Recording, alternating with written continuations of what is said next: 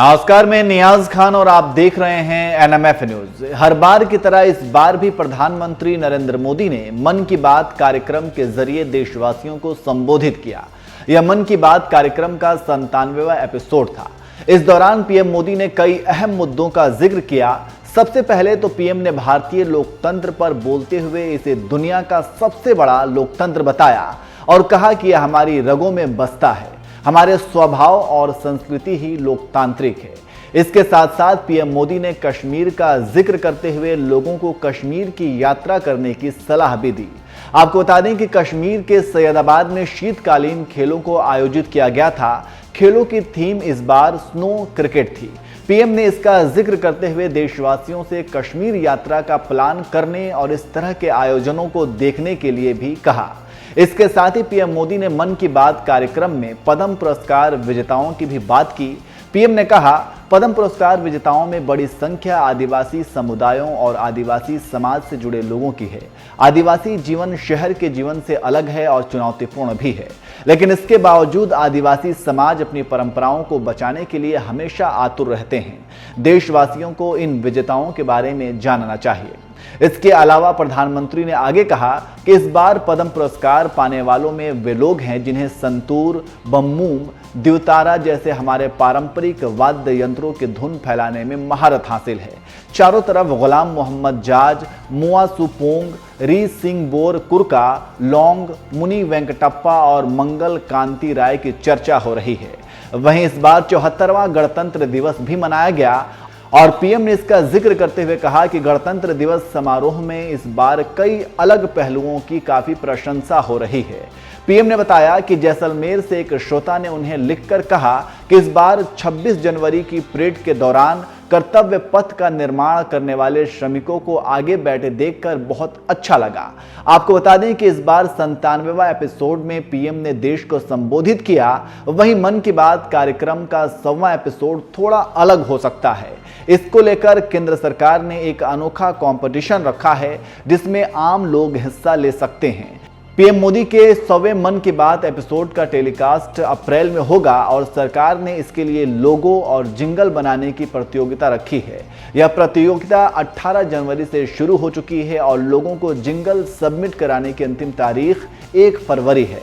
इसमें हिस्सा लेने के लिए लोगों को mygov.in पर जाना होगा। तो इस तरह से बताए गए साइट पर जाकर आप इस प्रतियोगिता में हिस्सा ले सकते हैं। चलिए आखिर में जाते जाते हम आपको प्रधानमंत्री नरेंद्र मोदी की मन की बात कार्यक्रम के साथ छोड़कर जाते हैं। नमस्कार। 2023 की यह पहली मन की बात और उसके साथ साथ इस कार्यक्रम का 97वां 97th एपिसोड भी है।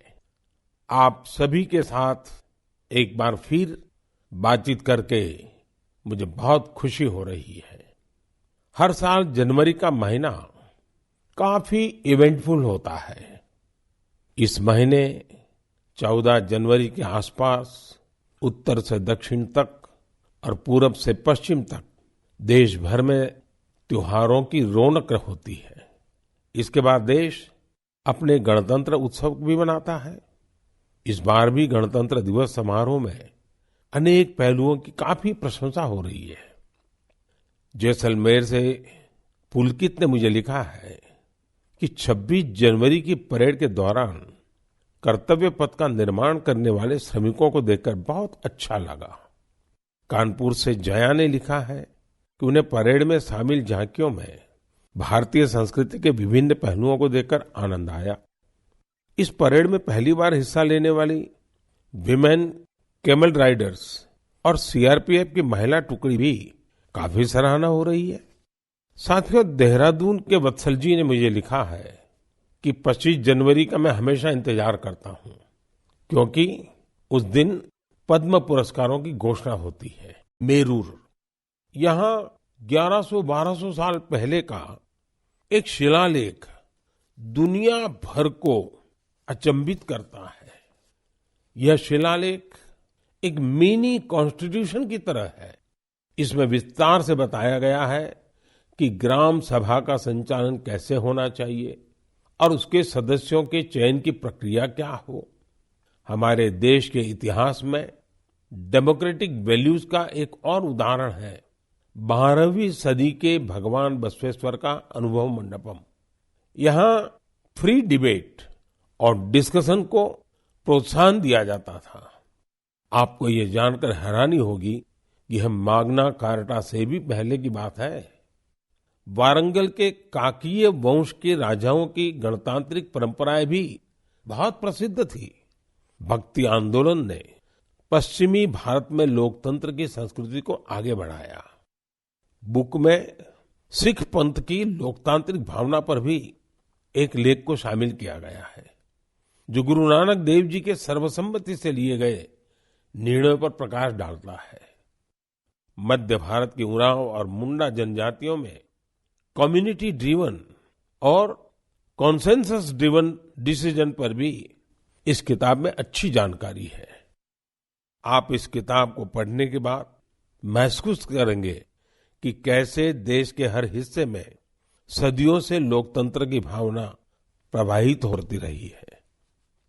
मदर ऑफ डेमोक्रेसी के रूप में हमें निरंतर इस विषय का गहन चिंतन भी करना चाहिए, चर्चा भी करना चाहिए और दुनिया को अवगत भी कराना चाहिए। इससे देश में लोकतंत्र की भावना और प्रगाढ़ होगी।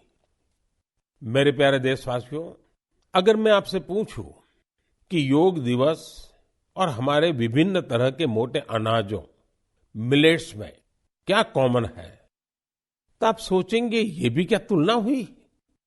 अगर मैं आपसे कहूं कि दोनों में काफी कुछ कॉमन है तो आप हैरान हो जाएंगे।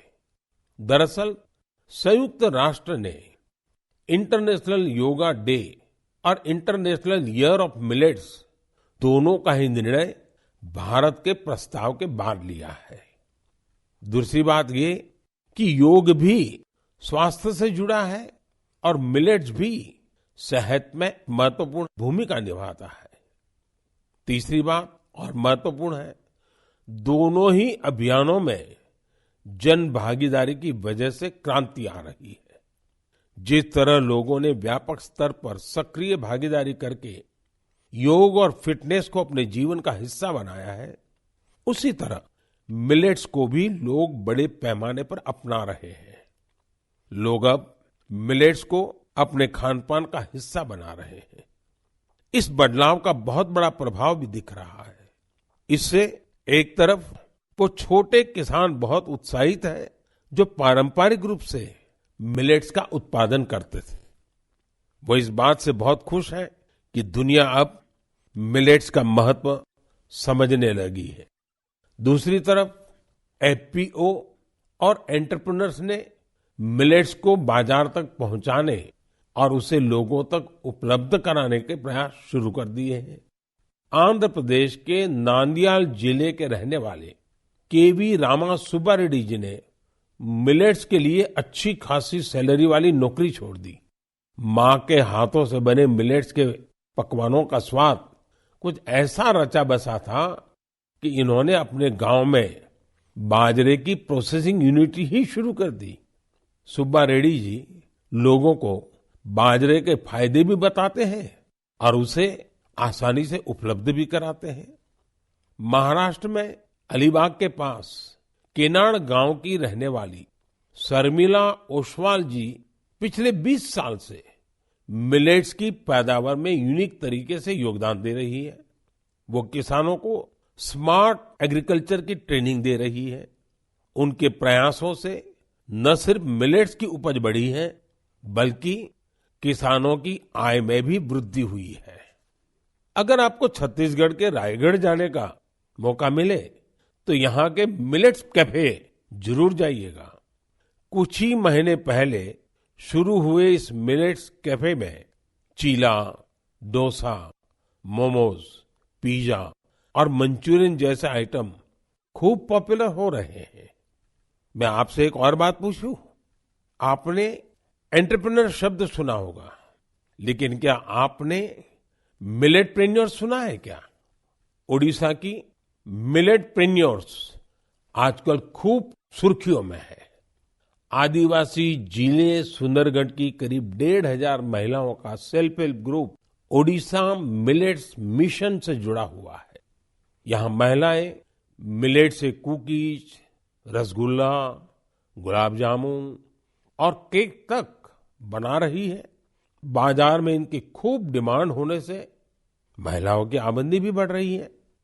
कर्नाटका के कलबुर्गी में Aland Bhutai millets farmers producer company ने पिछले साल Indian Institute of Millets Research की देखरेख में काम शुरू किया। यहाँ के खाकरा, बिस्कुट और लड्डू लोगों को भा रहे हैं।